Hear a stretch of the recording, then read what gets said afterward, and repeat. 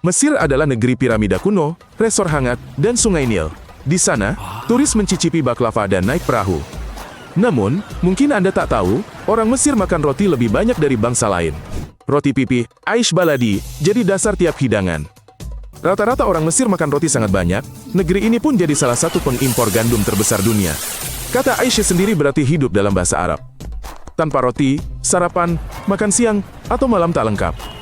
Negara mensubsidi produksinya selama puluhan tahun. Jutaan warga dapat 5 roti sehari, hampir gratis, hanya 5 piaster. Antrean selalu panjang di toko roti. Roti hangat dimakan dengan apa saja, untuk menyendok semur, membungkus falafel, atau camilan. Dulu, upaya menaikkan harga roti memicu kerusuhan roti besar, tahun 1970-an. Sejak itu, pemerintah takut menyentuh isu ini. Setiap sopir taksi Kairo akan bilang, di Mesir, tak ada hari yang utuh tanpa roti. Di Kairo, ada distrik Manshiat Nasser, disebut kota sampah. Rumah bagi komunitas Koptik Kristen Zabalen, pengumpul sampah swasta. Mereka puluhan tahun mengumpulkan sampah rumah, membawanya ke permukiman. Di sana, setiap kantong dipilah manual. Mereka mendaur ulang hingga 80% sampah. Botol jadi pelet plastik, kaleng jadi briket logam, sisa makanan pakan babi. Kota coba ganti mereka dengan perusahaan internasional. Jalanan makin kotor, sampah menumpuk. Pemerintah kembali ke sistem lama, Zabalen bekerja lebih baik dari korporasi manapun. Meski bau, permukiman miskin ini menopang ekologi metropolis berpenduduk 20 juta jiwa. Di gurun barat Mesir ada Wadi El Hitan, atau Lembah Paus dalam bahasa Arab. Ini temuan arkeologi paling menakjubkan di dunia. Ratusan kerangka paus kuno tergeletak di pasir panas. Usianya sekitar 40 juta tahun, beberapa masih memiliki sirip belakang kecil. Itu bentuk transisi paus ke kehidupan air. Dahulu, Laut Tetis yang hangat membentang di sini. Ada laguna dangkal dan vegetasi pesisir. Kini, di bawah kaki ada tulang belakang sebesar manusia dan tulang rusuk raksasa. Lembah ini dilindungi UNESCO sebagai museum evolusi terbuka. Anda bisa melihat hewan darat menjadi penguasa laut. Paradoksnya, di tempat paling kering ini, Anda bisa menyentuh samudra purba. Samudra itu telah lenyap jutaan tahun lalu. Perhiasan dada Tutankhamun menampilkan skarab kuning cerah. Ini bukan zamrud atau amber, melainkan kaca gurun langka. Terbentuk sekitar 29 juta tahun lalu. Saat itu, meteorit menghantam bumi di gurun Libya modern. Gelombang kejut melelehkan pasir kuarsa pada suhu di atas 3000 derajat. Pecahan material seperti kaca keemasan tersebar di pasir. Mesir kuno tidak tahu asal batu ini. Mereka menganggapnya hadiah dewa, karena kilau matahari unik. Digunakan untuk perhiasan Firaun. Jadi, harta penguasa muda itu berisi jimat alien. Terlahir dari hantaman kosmik. Ilmuwan konfirmasi asal meteorit kaca tahun 2019. Mereka menemukan mineral khusus yang hanya terbentuk dari tumbukan meteorit. Di Kairo, dekat Bukit Mokatam, ada distrik unik. Dikelilingi makam kuno, disebut kota orang mati. Namun, keluarga biasa tinggal di sana. Ada yang membangun kamar di makam, ada yang mengubah halaman makam jadi tempat tinggal. Begitulah muncul permukiman ratusan ribu orang. Ini dimulai pertengahan abad ke-20. Pengungsi dan pendatang tak dapat rumah murah, lalu menempati makam kosong. Seiring waktu, toko, bengkel, sekolah, dan masjid kecil bermunculan di sana. Kini, pemerintah secara bertahap merelokasi warga. Ini karena pembangunan jalan baru. Tapi bagi banyak orang, ini sudah jadi rumah turun-temurun, hingga generasi ketiga. Saat berjalan di jalan sempit antar makam tua, Anda lihat pemandangan surrealis. Anak-anak main bola di antara nisan. Jemuran terbentang di atas gapura batu kuno. Kabel dan antena TV terlihat di antara makam-makam. Saat Revolusi Mesir 2011, pemerintah mengambil langkah ekstrim. Pada tanggal 28 Januari dini hari, sekitar pukul 0.30 waktu setempat, ISP besar memutus akses internet. Ini terjadi di seluruh negeri, satu persatu. Layanan seluler dan SMS juga berhenti berfungsi.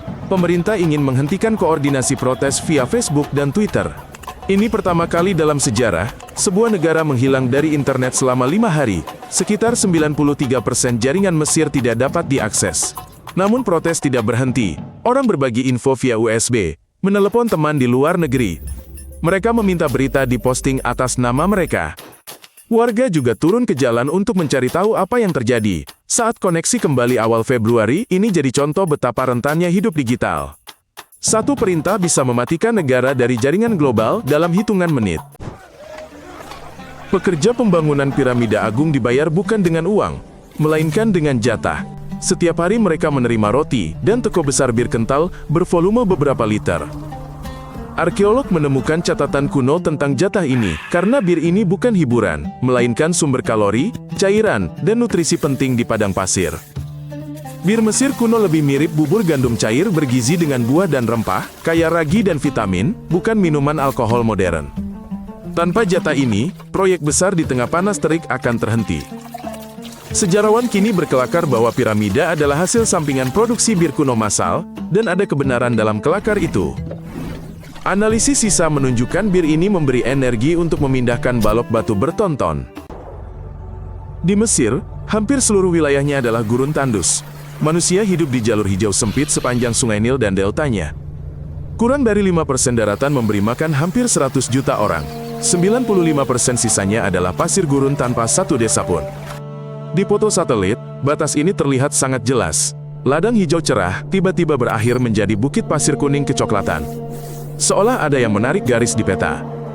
Itu sebabnya, semua jalan, kota, dan rel kereta api bergantung pada air. Melangkah sedikit ke samping sudah ada kekosongan panas. Di sana, puluhan kilometer tidak ada kehidupan. Kesenjangan ini menjelaskan mengapa lembah Nil sangat padat penduduk. Meskipun di luarnya terhampar ruang tak berujung yang kosong. Mirip pantai raksasa tanpa laut. Di kota Mesir Selatan seperti Aswan, hujan turun hanya beberapa kali setahun. Terkadang hanya berupa tetesan air. Anak-anak bisa tumbuh tanpa pernah melihat hujan lebat. Konsep genangan air, payung, dan musim hujan tidak dikenal di sini. Seluruh kehidupan bergantung pada Sungai Nil. Ladang-ladang diairi dengan air sungai. Awan langka yang muncul sering tak membawa hujan. Tetesan menguap di udara panas sebelum mencapai tanah. Iklim ini membuat langit biru cerah menjadi normal. Ini hampir 365 hari setahun. Jika hujan turun, itu diberitakan sebagai peristiwa langka. Makanya Mesir salah satu negara terkering di dunia. Kata, hujan lebat, terdengar seperti fantasi. Setiap musim semi, seluruh negeri merayakan Syam El Nasim, sebuah festival kuno. Ini adalah hari piknik di alam terbuka, bertepatan dengan Paskah Kristen Koptik setempat. Namun, semua warga Mesir merayakannya tanpa memandang agama. Hidangan utamanya adalah fesih, ikan asin kering sangat gurih dengan aroma khas menyengat. Fesih disiapkan dengan cara tradisional dan disantap dengan daun bawang dan telur rebus.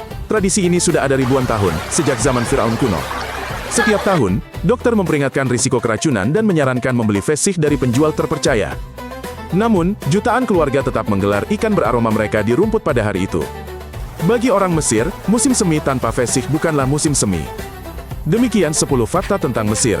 Jika Anda belajar hal baru, sukai dan berlangganan, jangan lewatkan episode berikutnya tentang negara menakjubkan lainnya. Sampai jumpa!